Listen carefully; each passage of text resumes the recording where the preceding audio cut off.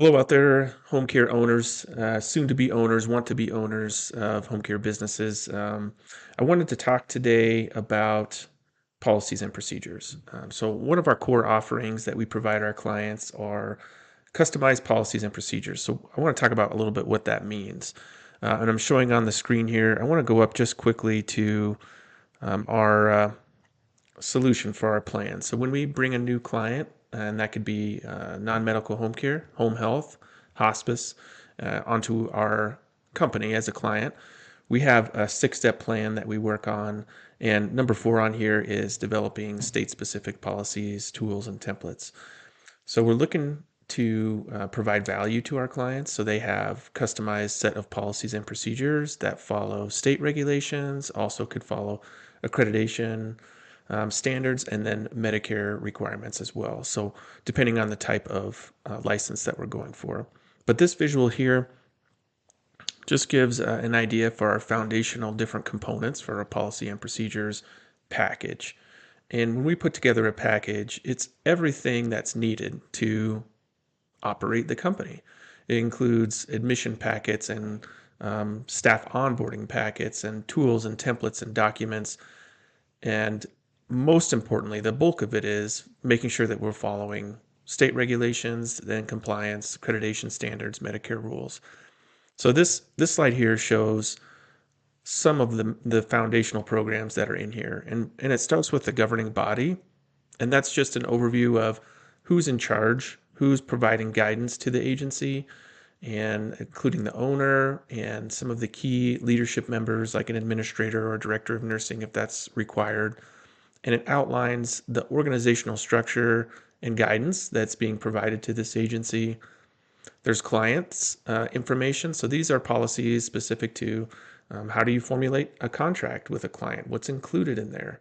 What needs to be reviewed on the care plan? Client confidentiality, regulations and guidance around how you admit a client or a patient, and then how you discharge them.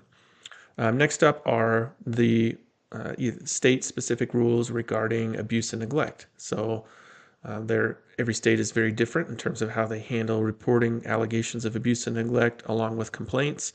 And so this provides guidance on how to follow the proper reporting structure and how to handle complaints for a client. Also, we include employee, so staff policies on what training is going to be required, how you conduct a background check, how you conduct supervisory visits, what's included in a sample personnel file, everything you needed for staff.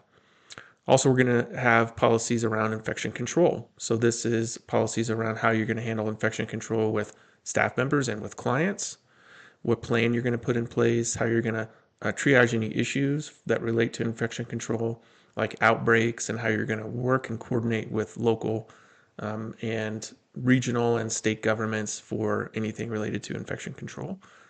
Quality assurance. Quality assurance is the main program that you have for identifying trends, issues that are going on with your agency, and putting together an action plan to identify that, correct it, and then resolve it. Emergency preparedness.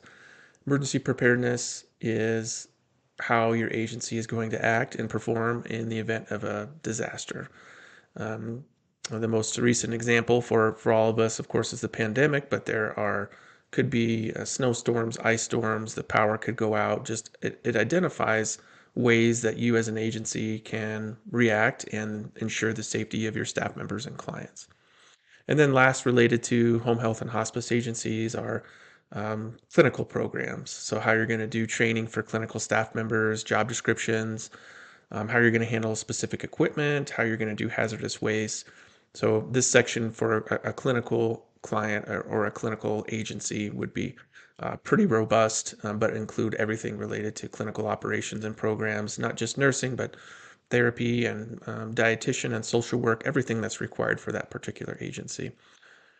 So this gives an overview of what we put together for each client, and then we customize it to make sure that it has geographic information, the client specific logo, the client information related to their parent agency, their branch agency, so that it's out of the box, ready to go once it has been delivered, and then we review it. We go over it with the client to make sure that they understand it, that they know where to find different policies, they know where to source the regulations, and they're able to just work their way through it in the event that they are in survey.